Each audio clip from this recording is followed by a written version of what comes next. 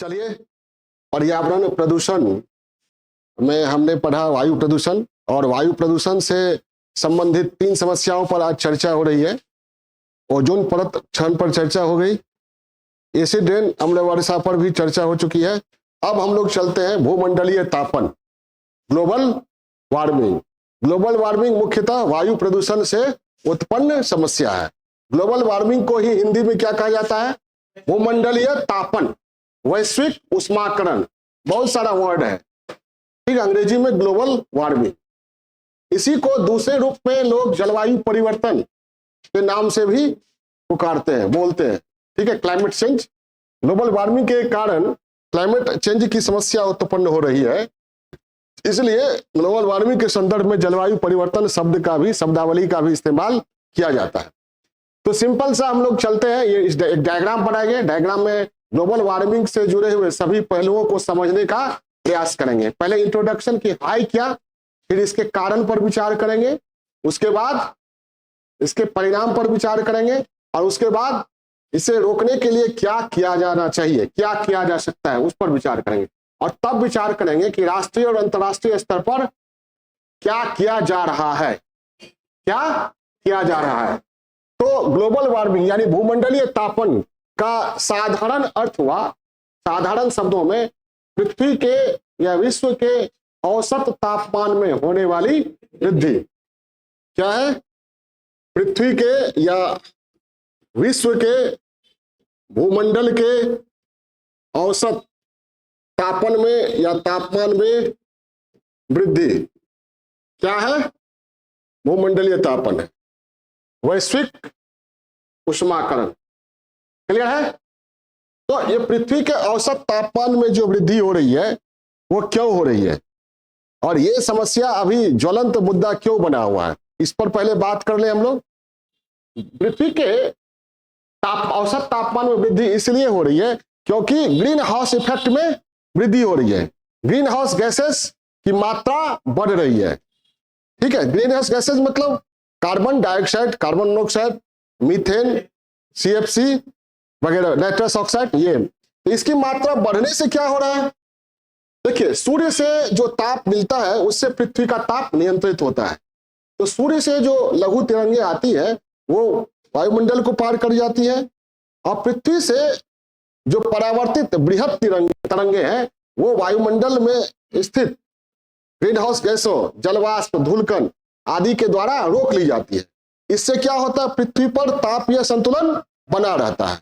लेकिन एक सीमा तक रोका जाए तो ठीक है, लेकिन अब क्या हो रहा है? ग्रीन हाउस गैसेस की मात्रा बढ़ रही है, और जब इसकी मात्रा बढ़ रही है तो पार्थिव जो विकिरण है उसकी अधिक से अधिक मात्रा रोकी जाने लगी। क्लियर है? तो अधिक से अधिक मात्रा रोके जाने के कारण क्या होगा? पृथ्वी के तापमान में वृद्धि हो रही है। क्लियर है? ठीक है। तो मोटा मोटी संक्षेप में हम कह सकते हैं कि बढ़ते प्रदूषण, कम से कम शब्दों में बढ़ते प्रदूषण, कौन सा प्रदूषण? वायु प्रदूषण। बढ़ते प्रदूषण के कारण वायुमंडल में green house gases, green house gas समझा दिए, गैसों की मात्रा में हो रही वृद्धि, और इससे पार्थिव, पृथ्वी जो परावर्तित करती है तिरंगे, पार्थिव परावर्तित बृहद तरंगों की अधिक मात्रा में, तरंगों को अधिक मात्रा में रोके जाने के कारण पृथ्वी के औसत तापमान में वृद्धि हो रही है, जिसे भूमंडलीय तापन, वैश्विक उष्माकरण, ग्लोबल वार्मिंग के नाम से जाना जाता है। ठीक है। तो वायुमंडल में जो ग्रीन हाउस गैसेस हैं वो पृथ्वी से परावर्तित बृहद तरंगों को रोकती है, और वायुमंडल हमारा कंबल की तरह काम करता है। लेकिन ग्रीन हाउस गैसों की मात्रा बढ़ती है तो वायुमंडल की मोटाई, कंबल की मोटाई बढ़ेगी, जिससे पृथ्वी का तापमान बढ़ेगा। ठीक है। सूर्य से प्राप्त ताप के द्वारा पृथ्वी का ताप संतुलित होता है, लेकिन सूर्य से प्राप्त ताप अधिक मात्रा में रोकी जाने लगे वायुमंडल के द्वारा तो क्या होगा? रोकी कैसे जाती है? जब पृथ्वी उसको परावर्तित करती है। क्लियर है? कोई दिक्कत? ठीक है। इसको संक्षेप में कम से कम शब्दों में ये लिख दिए, और डिटेल तो नोट्स में है ही, लिखवा भी दिए। और जो ऑनलाइन पढ़ रहे हैं उनको मिल जाएगा ही डिटेल। तो यहाँ ये डायग्राम में कम से कम शब्दों में कैसे लिखा जाए, ये आप ये किए रहेंगे, प्रैक्टिस किए रहेंगे, तो वहां भी जब कम शब्दों में यानी 5 अंक में पूछा जाए, 8 अंक में पूछा जाए, कम से कम समय में पूछा जाए, तो आप लिख सकते हैं। अब इसका कारण क्या है, सिंपल कारण, सरल शब्दों में समझेंगे। ग्रीन हाउस गैसों के मात्रा में, घनत्व में वृद्धि के कारण ऐसा हो रहा है ना। तो ग्रीन हाउस गैसेस की मात्रा कैसे बढ़ रही है, किन कारणों से बढ़ रही है? Carbon monoxide, carbon dioxide, nitrous oxide, methane, chlorofluorocarbon, इन सब की मात्रा में वृद्धि क्यों हो रही है, कैसे हो रही है, उस पर हम बात करेंगे ना। क्लियर है? मैंने बताया आपको ये ग्लोबल वार्मिंग के लिए जिम्मेवार ग्रीन हाउस गैसों में सबसे अधिक योगदान किसका है? कार्बन डाइऑक्साइड का लगभग 60% है। इसके बाद क्लोरोफ्लोरोकार्बन, मीथेन, नाइट्रस ऑक्साइड वगैरह का है। तो इसका ये वायुमंडल में कैसे पहुंच रहा है, किन कारणों से पहुंच रहा है? ऐसा नहीं कि कार्बन डाइऑक्साइड पहले नहीं था वायुमंडल में, लेकिन अब ज्यादा, किन कारणों से? तो सिंपल, जीवाश्म ईंधन, पेट्रोल, डीजल, कोयला के उपयोग में वृद्धि। और इसके लिए कौन ये है? बृहत ताप विद्युत परियोजना, बहुत भारी मात्रा में तेल शोधन संयंत्र, ऑयल रिफाइनरी प्लांट जिसको कहते हैं, इन सब में जीवाश्म ईंधन का बड़े पैमाने पर उपयोग होता है। बृहत ताप परियोजना में बड़ी मात्रा में कोयला, और जहां ये परियोजना होता है ऊपर में काला बादल छाया होता है। ऑयल रिफाइनरी जहां भी है उस शहर के आसमान को देखिएगा, लगेगा आग लगा हुआ है। समझ आई बात, कितना खतरनाक है ये। तो और बहुत सारे वाहन होते हैं, वाहनों में, कारखानों में निम्न स्तरीय प्रौद्योगिकी, लो लेवल की टेक्नोलॉजी इस्तेमाल होती है, तो उसमें ग्रीन हाउस गैसों का एमिशन उसके उपयोग के दौरान ज्यादा होता है, निम्न स्तरीय प्रौद्योगिकी का उपयोग। और क्या हो रहा है, जनसंख्या में अत्यधिक वृद्धि, और जितनी अधिक वृद्धि होगी उपभोग उतना ही होगा, और उपभोग के क्रम में क्या होगा, जीवाश्म ईंधन का उपयोग अधिक होगा। जनसंख्या वृद्धि, और जनसंख्या वृद्धि से क्या, तीव्र नगरीकरण, और इनके उपभोग की समस्या का समाधान करने के लिए अनियंत्रित औद्योगिकरण, जैसे तैसे प्रोडक्शन करो, प्लांट लगाओ और लोगों की जरूरत की पूर्ति करो और पैसा कमाओ। जनसंख्या बढ़ रही है और वनों का सफाया हो रहा है, तो क्या है, CO2 बढ़ रहा है। वन क्या करता है, CO2 को अवशोषित करके ऑक्सीजन देता है पेड़ पौधा, लेकिन वनों का की कटाई से ये ग्रीन हाउस गैसें की मात्रा बढ़ेगी। निर्वनीकरण, डिफॉरेस्टेशन, लिख लिए। प्राकृतिक कारणों में ज्वालामुखीय उद्गार है, भारी मात्रा में ग्रीन हाउस गैसों का उत्सर्जन होता है उससे। और वनों में, जंगलों में जो आग लगती है, वनाग्नि, ठीक है, ज्वालामुखीय उद्गार, वनाग्नि। और बड़े पैमाने पर क्या, आग्नेयास्त्रों का प्रयोग हो रहा है अभी। कहां, रूस यूक्रेन युद्ध, हमास फिलिस्तीन, हमास इजराइल युद्ध, और जगह जगह कुछ न कुछ होता ही रहता है। कई सारे ऐसे पर्व त्योहार भी हैं जिसमें बहुत भारी पैमाने पर ये ग्रीन हाउस गैसों का उत्सर्जन होता है। सभी धर्मों में इस तरह की बातें हैं। तो आग्नेयास्त्रों का प्रयोग बड़े पैमाने पर, और मीथेन से भी होता है। तो गोबर को खुले में छोड़ते हैं, बायोमास सड़ता है, पशुओं की जुगाली से भी मीथेन निकलता है। क्या क्या, बायोमास के सड़ने, जिसको क्या कहते हैं, फर्मेंटेशन, पशुओं की जुगाली, गोबर को खुले में छोड़ने से भी ग्रीन हाउस गैसेस की मात्रा बढ़ती है, ठीक है। और प्रदूषण किसी भी प्रकार का हो, मृदा प्रदूषण, जल प्रदूषण, कहीं न कहीं किसी न किसी रूप में ग्लोबल वार्मिंग की समस्या में वृद्धि करता है, ठीक है, मृदा प्रदूषण, जल प्रदूषण वगैरह वगैरह। तो हम यहाँ इतना ही देखते हैं, काफी है। अब इसमें एक कारण है, तो इसका परिणाम क्या है, इसके लिए जिम्मेवार कौन है, थोड़ा बात करें। ये जो हो रहा है इसके लिए जिम्मेवार कौन है? इसके लिए जिम्मेवार सबसे पहले विकसित देश है, क्योंकि औद्योगिक क्रांति वहां हुई, इंग्लैंड अमेरिका में। तो औद्योगिक क्रांति वहां हुई, वाहनों, कारखानों, अत्याधुनिक तकनीकों का उपयोग वहां आरंभ हुआ। शुरू में तकनीकी तो बहुत अच्छी थी नहीं, तो CO2 एमिशन बहुत ज्यादा हुआ। एक आंकड़ा है कि 1751 से 2017 के बीच जितना कार्बन उत्सर्जन हुआ पूरी दुनिया में, कब से कब तक, 1751 से 2017 तक जितना कार्बन उत्सर्जन हुआ उसमें 47% केवल अमेरिका और यूरोपीय संघ के देशों का है। केवल संयुक्त राज्य अमेरिका, अमेरिका महादेश नहीं, संयुक्त राज्य अमेरिका और यूरोपीय संघ के देशों का है 47%, यानी 53% में पूरी दुनिया, शेष दुनिया 47% केवल इन लोगों ने किया। ठीक है, तो जिम्मेवार अधिक से अधिक यही है। यहाँ के एक व्यक्ति जितना ऊर्जा का उपभोग करते हैं, ठीक है, हमारे यहाँ के या विकासशील देशों के हजारों व्यक्ति जितना करते हैं उतना मिलाकर यहाँ के एक व्यक्ति। समझ में आई बात? तो विकसित देश ज्यादातर इसके लिए जिम्मेवार है। और आज कह सकते हैं कि अधिक से अधिक जो भी उपभोग कर रहा है वो ग्लोबल वार्मिंग के लिए उतना अधिक उत्तरदायी है, क्योंकि आप उपभोग करने के दौरान अधिक से अधिक सुख सुविधाओं, तकनीकों, वस्तुओं, उपकरणों का प्रयोग करते हैं। तो उन वस्तुओं, उन उपकरणों के निर्माण में कहीं ना कहीं global warming, CO2 emission, green house गैसों का एमिशन हो रहा है। और जितना अधिक हो रहा है आपका योगदान उतना ही अधिक है, चाहे कोई व्यक्ति हो या देश हो। ठीक है, एक चीज और कह सकते हैं, अभी आज जो है उपभोक्तावादी संस्कृति, अधिक से अधिक सुविधाओं, उपकरणों को भोगने की जो प्रवृत्ति है वह भी ग्लोबल वार्मिंग, ग्रीन हाउस गैसों की सघनता को बढ़ाने में जिम्मेवार है। परिणाम क्या है भाई? सिंपल सा जो चर्चा में रहता है कि अगर ग्लोबल वार्मिंग बढ़ती है, पृथ्वी का तापमान बढ़ता है, तो ग्लेशियर पिघलेंगे। ग्लेशियर अगर पिघलते हैं, उनके पिघलने की गति बढ़ती है तो समुद्री जलस्तर में वृद्धि होती है, और समुद्री जलस्तर में वृद्धि होगी तो द्वीप जो है, प्रशांत महासागर में कई द्वीप डूब चुके हैं, और समुद्र तटवर्ती क्षेत्रों से विस्थापन बढ़ेगा, और जो द्वीप डूबेंगे वहां से भी विस्थापन बढ़ेगा। इसको जलवायु परिवर्तन प्रेरित विस्थापन भी कहते हैं। क्या कहते हैं? तो इससे क्या होगा? विस्थापन का संकट।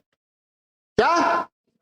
विस्थापन का संकट, और जो मानवीय संकट उत्पन्न करेगा। कैसे? जब द्वीपीय देशों या द्वीपीय भूमि से लोग पलायन करेंगे मुख्य भूमि की ओर या तटवर्ती क्षेत्र से, और तो क्या होगा? संघर्ष होगा संसाधन को लेके। ठीक है, मान लीजिए किसी शहर में एकाएक लाखों की संख्या में आ जाए, संघर्ष उत्पन्न होगा तो मानवीय संकट उत्पन्न होगा। तो समझ गए? समुद्री जलस्तर में वृद्धि से क्या होगा? विस्थापन का संकट। हम केवल संकट को गिन के यहां परिणाम बता रहे ताकि आप लोग को याद है। विस्थापन का संकट कैसे उत्पन्न होगा? ग्लेशियर के पिघलने की गति में वृद्धि होगी, जिससे समुद्री जलस्तर में वृद्धि होगी, तो समुद्र में जो द्वीप है वो डूबेंगे, समुद्र तटवर्ती जो शहर है, बसावट है, वे भी डूबेंगे, और वहां के लोग पलायन करेंगे। पलायन करने से विस्थापन का संकट, मानवीय संकट उत्पन्न होगा। विस्थापन का संकट होगा तो क्या होगा? मानवीय संकट उत्पन्न होगा, और भूमंडलीय तापमान में वृद्धि होगी तो जल स्रोत सूखने लगेंगे। जल स्रोत सूखने लगेंगे तो जल संकट। जब जल स्रोत सूखने लगेंगे तो कृषि भूमि को जल, सिंचाई के लिए जल कम मिलने लगेगा, मिलने की मात्रा क्या हो जाएगी? कम होगी। क्लियर है? तो क्या होगा? और कृषि में उत्पादन प्रभावित होगा। दूसरी बात, तटीय भूमि डूब जाएगी, तो तटीय भूमि जैसे भारत का जो तटीय क्षेत्र है वो काफी उपजाऊ है, तो वहां भी क्या होगा? वो कृषि भूमि कम हो जाएगी। इस तरह क्या उत्पन्न होगा? खाद्य संकट, यानी खाद्य सुरक्षा प्रभावित होगी। और जब गर्मी बढ़ेगी तो मेंटल बैलेंस बिगड़ेगा, स्वास्थ्य संकट, रक्तचाप बढ़ेगा, हार्ट डिजीज बढ़ेगा, स्किन डिजीज बढ़ेगा, चर्म रोग बढ़ेगा, बाल झड़ने की समस्या भी उत्पन्न हो सकती है, कुछ भी। यानी क्या कर सकते हैं? Heat stroke. हीट स्ट्रोक समझते हैं ना? सूरज भगवान यहां से सीधे खींच लेते हैं, प्रचार देता है ना, आज खींच लेते हैं, आज जैसे ही आप ग्लूकोन डी पीते हैं तरोताजा हो जाते हैं। सूर्य भगवान उदास हो जाते हैं, क्या छीन रहे थे हम, अब फिर लौटाना पड़ा। तो क्या होता है? स्वास्थ्य संकट। और जब ये सब कुछ होगा तो बायोडाइवर्सिटी लॉस होगा, जैव विविधता का ह्रास होगा, तो जैव विविधता का संकट, जैव विविधता ह्रास का संकट, और जब ग्लोबल वार्मिंग बढ़ेगा तो ऊर्जा का खपत अधिक होगा, अधिक से अधिक लोग फैन यूज करेंगे, एसी यूज करेंगे, कूलर यूज करेंगे, ऊर्जा का उपभोग अधिक होगा। जबकि जल विद्युत परियोजना पर बुरा असर पड़ेगा क्योंकि पानी की मात्रा कम होगी। तो ऊर्जा का उत्पादन तो प्रभावित होगा, लेकिन ऊर्जा के उपभोग में उत्पादन कम होगा, उपभोग में वृद्धि होगी। और बहुत जगहों पर जो है ये तेल के निकालने का प्लांट जो है वो कहाँ है, ज्यादातर समुद्र के किनारे, समुद्र में। तो समुद्री जल स्तर बढ़ेगा तो वो भी, तो क्या होगा इससे, ऊर्जा संकट, ऊर्जा उत्पादन पर बुरा असर पड़ेगा लेकिन ऊर्जा उपभोग में वृद्धि होगी। तो क्या होगा, ऊर्जा संकट, ढेर संकट हो गया, संकट ही संकट है। और जलवायु परिवर्तन का संकट, ठीक है, पिछले कुछ दशकों से क्या हो रहा है, जहां पर भीषण लू पड़ता था वहां बर्फबारी हो रही है, जहां बर्फबारी पड़ता था वहां लू, हीट स्ट्रोक, हीट वेव की समस्या उत्पन्न हो रही है। जहां कोल्ड वेव होना चाहिए, शीतलहर, वहां हीट वेव, लू जिसको कहते हैं, जहां हीट वेव होना चाहिए वहां कोल्ड वेव। क्लियर है, कहीं अतिवृष्टि कहीं अनावृष्टि, चक्रवातों की बारंबारता बढ़ी है। पहले बताया था मैंने 8-10, अब 18-20 चक्रवात एक दशक में। क्लियर है, तो ये क्या हो गया, जलवायु का संकट या प्राकृतिक आपदा का संकट, ऐसे याद करना है। और मैं जो एनालिसिस कर रहा हूं, ठीक है, लेक्चर सुन के और लिखवा भी दिए, वो लिखने का प्रयास कीजिएगा, एनालिसिस करने का प्रयास कीजिएगा। तो प्राकृतिक आपदा का संकट या जलवायु संकट भी कह सकते हैं। कहा जाता है कि जलवायु परिवर्तन के कारण, ग्लोबल वार्मिंग के कारण पृथ्वी के किसी हिस्से में गर्मी रहेगी तो बहुत दिनों तक, ठंड रहेगी तो बहुत दिनों तक। तो ठंड बहुत दिनों तक रहेगी तो जमीन को क्या नहीं मिलेगा, गर्मी, गर्मी बहुत दिनों तक रहेगी तो जमीन को क्या नहीं मिलेगा, नमी, तो जमीन भी बंजर। ऐसे भी कृषि संकट और खाद्य संकट उत्पन्न होगा। क्लियर है, तो प्राकृतिक आपदा का संकट, अब जब तटीय भूमि से लोग भागेंगे और तटीय क्षेत्र से भागेंगे, द्वीपीय क्षेत्र से भागेंगे, मानवीय संकट उत्पन्न होगा, जल स्रोत सूखेंगे, तो राज्यों के बीच संघर्ष होगा, गांवों के बीच संघर्ष होगा, देशों के बीच संघर्ष होगा। तो राष्ट्रीय अंतरराष्ट्रीय स्तर पर राजनीतिक संकट, क्या राजनीतिक संकट 10 पर बस कर देते। और इस तरह क्या होगा, मानवता के अस्तित्व पर संकट। तो क्या, अस्तित्व का संकट, ठीक है। सैकड़ों वर्ष के बाद हम लोग इस अवस्था में पहुंचे हैं, कौन, मानव। लेकिन डूबने में या खत्म होने में 100 साल 200 साल लगता है, 400 साल, ठीक है। एक राजनेता कह रहे थे कि कुछ ही सालों के बाद सब पृथ्वी खत्म हो जाएगी, तो हमरा तो अंतिम में है हमको कुछ होने वाला है, हम तो जा ही रहे हैं, आप लोग समझिए। ठीक है, चलिए आगे बढ़ते हैं, कुछ राज को राज रहने दो। चलिए आज तो आगे बढ़ते हैं। तो ग्लोबल वार्मिंग का कारण समझ गए, और क्या समझे, परिणाम समझ गए। अब क्या उपाय करना चाहिए। अब सरकार क्या कर रही है वो नेक्स्ट क्लास में या नेक्स्ट डायग्राम में, एक ही डायग्राम में सारा कुछ नहीं, क्या उपाय करना चाहिए, उपाय क्या होना चाहिए। मुख्यतः इसके लिए क्या जिम्मेवार है, जीवाश्म ईंधन आधारित जो ऊर्जा है तो इसको हटाइए, ऐसे ऊर्जा स्रोतों का उपयोग करें जिसमें CO2 या ग्रीन हाउस गैसेस का उत्सर्जन नहीं हो या बहुत ही कम हो। तो क्या, नॉन कन्वेंशनल एनर्जी या नवीकरणीय, रिन्यूएबल एनर्जी, नवीकरणीय ऊर्जा के उपयोग में वृद्धि, जैसे सौर ऊर्जा, पवन ऊर्जा, बायोमास, बायोगैस एक्सेट्रा। हाइड्रोजन ऊर्जा, हमारे यहाँ क्या हो रहा है इस पर काम, ग्रीन हाइड्रोजन मिशन चल रहा है ना, हाइड्रोजन ऊर्जा, हरित ईंधन जैसे इथेनॉल, ठीक है। और वाहनों कारखानों में क्या होना चाहिए, में ग्रीन टेक्नोलॉजी, क्या ग्रीन टेक्नोलॉजी का उपयोग, खेती में जैविक कृषि ताकि रसायनों का उपयोग कम हो और रसायनों के उत्पादन में होने वाली ग्रीन हाउस गैसेस वृद्धि की मात्रा में कमी हो, जनसंख्या वृद्धि, अनियंत्रित नगरीकरण, औद्योगिकरण पर लगाम लगे, जनसंख्या नियंत्रण निर्वनीकरण पर रोक और वृक्षारोपण अभियान को बढ़ावा दिया जाए। वृक्षारोपण अभियान के लिए क्या? सामाजिक वानिकी, सोशल फॉरेस्ट्री। सामाजिक वानिकी क्या है? समाज की भूमि पर समाज के हित में समाज के द्वारा वृक्षारोपण अभियान, सामाजिक वानिकी को बढ़ावा दिया जाए। विकसित देशों को क्या करना चाहिए? विकसित देशों को हरित तकनीकी किसको देना चाहिए? हरित तकनीकी आसान शर्तों पर विकासशील देशों को देना चाहिए। जो जलवायु परिवर्तन समझौता है, क्या परिवर्तन समझौतों का पालन किया जाना चाहिए।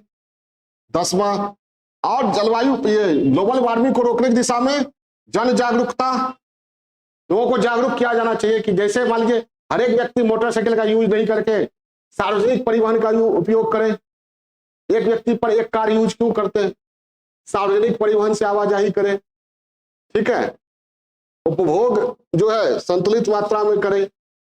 यूज एंड थ्रो जो है, सामान यूज कीजिए और थ्रो कीजिए, वो ज्यादा ग्लोबल वार्मिंग के लिए जिम्मेवार है। कैसे? मान लीजिए ऐसा उपकरण यूज कर रहे हैं जो आप बार बार यूज कर सकते हैं, तो बार बार उसका उत्पादन तो नहीं होगा। उत्पादन के क्रम में CO2 एमिशन हो सकता है, वो नहीं होगा। और ऐसा सामान यूज करें जो बार बार आज किए या फेंके, पानी पिए फेंके, पानी पिए फेंके, तो क्या होगा? अधिक से अधिक उत्पादन होगा, तो पूंजीपति तो लाभ कमाएगा, लेकिन CO2 का एमिशन ज्यादा होगा। ठीक है। और